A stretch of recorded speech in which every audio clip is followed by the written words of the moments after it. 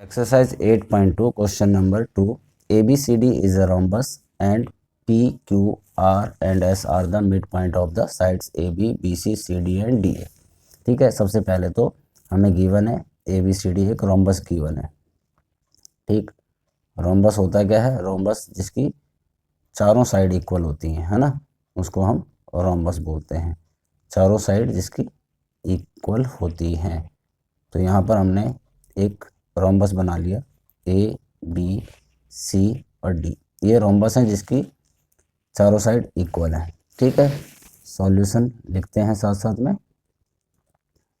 ठीक, अब इसमें जो है ना, ये चारों ए बी बी सी के इक्वल है, बी सी सी डी के और सी डी ए डी के, तो ये रोम्बस हो गया।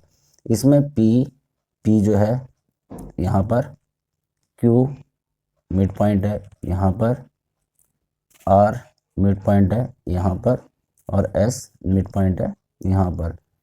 ठीक है, so that the quadrilateral P Q R S, जो ये पी क्यू आर एस बनेगा यहाँ पर, पी क्यू आर एस जो बनेगा, ये हमें शो करना है कि ये एक रेक्टेंगल है। अब रेक्टेंगल क्या होता है? सबसे पहले तो हमें पी क्यू आर एस को एक पैरेललोग्राम प्रूव करना पड़ेगा। ठीक है, क्योंकि रेक्टेंगल में एक पैरेललोग्राम होता है, तो सबसे पहले हमें उसे एक पैरेललोग्राम प्रूव करना पड़ेगा और फिर हम इसका एक एक एंगल को 90 प्रूव करेंगे। ठीक है, तो यहाँ पर क्या करेंगे, हम AC को ज्वाइन कर देंगे, एक कंस्ट्रक्शन कर देंगे, AC को ज्वाइन कर देंगे। ठीक है, फिर यहाँ पर मिड पॉइंट थ्योरम से पहले हम पी क्यू आर एस को एक पैरेललोग्राम प्रूव करेंगे। तो गिवन सबसे पहले हमें क्या है, हमने कंस्ट्रक्शन कर ली। ठीक है, एक कंस्ट्रक्शन करेंगे क्या कि ज्वाइन, यहाँ पर लिख देंगे हम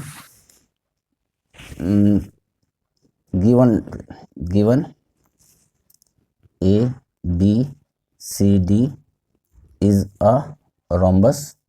ठीक है, ये हमें गिवन है कि ए बी सी डी एक रोम्बस है जिसमें पी ए बी पर मिड पॉइंट है। ठीक है, और क्यू आर और एस इस तरह से ये मिड पॉइंट है हमारे।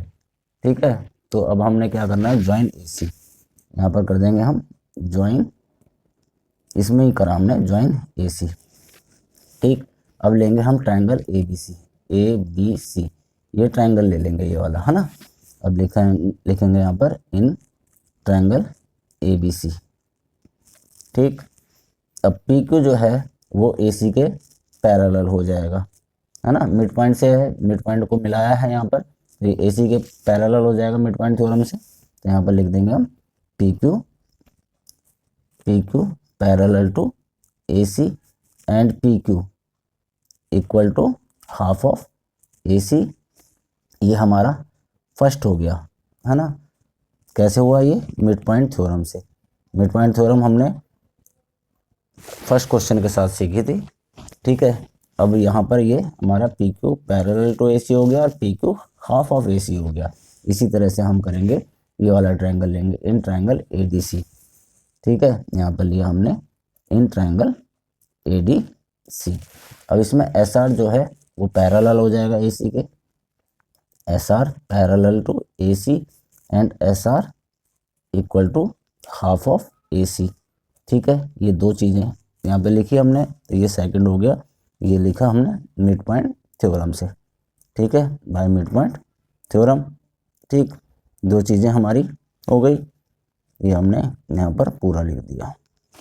अब फ्रॉम फर्स्ट एंड सेकंड देखो, फ्रॉम फर्स्ट एंड सेकंड क्या हुआ, देखो PQ पैरेलल है AC के और SR पैरेलल है AC के, तो PQ SR के पैरेलल हो जाएगा, PQ पैरेलल टू SR, है ना, PQ पैरेलल टू SR हो गया, ये PQ पैरेलल टू SR हो गया। और देखो PQ हाफ ऑफ AC है, PQ AC का आधा है और SR भी AC का आधा है, तो PQ SR के बराबर हो गया, PQ बराबर हो गया SR के, है ना। तो क्या हो जाएगा इसमें, hence PQRS is a parallelogram. ठीक है, पैरेललोग्राम क्यों? क्योंकि अगर एक पेयर एक पेयर अपोजिट साइड्स इक्वल और पैरेलल होता है तो वो पैरेललोग्राम होता है ना। यहाँ पे लिख देते हैं a pair of opposite side equal and parallel then it is a parallelogram. ठीक है, तो ये PQRS एक पैरेललोग्राम हो गया। अब देखो PQRS हमने पैरेललोग्राम तो प्रूव कर दिया। ठीक, ये हमने यहाँ पर थर्ड ले लिया। ठीक है, इस साइड को करते हैं। ठीक, अब यहाँ पर देखो PQRS हमारा पैरेललोग्राम हो चुका है। अब देखो क्या है कि ये वाला जो है PB इक्वल टू BQ होगा, है ना। यहाँ पर इस ट्रायंगल में PB यहाँ पे लिख देते हैं इन ट्रायंगल BPQ, है ना। BP equal to BQ। अच्छा, ये रोम्बस की साइड्स हैं, है ना। यहाँ पे लिख देते हैं halves of sides of rhombus, है ना। तो इक्वल होंगी इसीलिए क्योंकि ये रोम्बस की साइड्स हैं और दोनों की दोनों हाफ हैं, तो ये BP इक्वल टू BQ होगा। तो ये वाला जो एंगल होगा ये इसके इक्वल होगा। इस एंगल को हम 1 ले लेते हैं, इसको 2 ले लेते हैं। यहाँ पे लिख देते हैं एंगल 1 इक्वल टू एंगल 2, है ना। इसका रीजन क्या है, देखो अगर साइड इक्वल होती हैं तो ये दोनों साइड इक्वल है ना, तो ये दोनों एंगल भी इक्वल होंगे। तो यहाँ पे लिखेंगे angle opposite to equal sides are equal, है ना। Angle opposite to equal sides are equal, है ना। ये हो गया देखो, है ना। एंगल 1 इक्वल टू एंगल 2 हो गया। मैंने इसको यूज़ करना है तो यहाँ पर मैंने थर्ड लिया था तो यहाँ पर मैं 4 ले लेता हूँ इसके। ठीक है, अब देखो क्या लूँगा मैं, ट्रायंगल APS, है ना। क्योंकि मुझे रेक्टेंगल प्रूव करना है और ये मुझे ये 90 प्रूव करना है। एक एंगल 90 प्रूव करूँगा तो ये सारा रेक्टेंगल हो जाएगा। क्या होता है, पैरेललोग्राम, जो भी पैरेललोग्राम है उसका अगर कोई एंगल 90 होता है तो वो रेक्टेंगल प्रूव हो जाता है। ठीक है, तो मैं यहाँ पे लूँगा in triangle APS and triangle, ये वाला कौन सा APS लिया तो मैं यहाँ पे CQR ले लेता हूँ ना। CQR ये पूरा ट्रायंगल। इस टाइम पे ये लाइन को हम जो हमने ये ड्रॉ करी थी इस लाइन को हम इग्नोर कर देंगे। अब देखो AP इक्वल टू CQ, इसमें AP equal to CQ। AP जो है CQ के इक्वल होगा क्योंकि रोम्बस का हाफ है ना। यही हाफ्स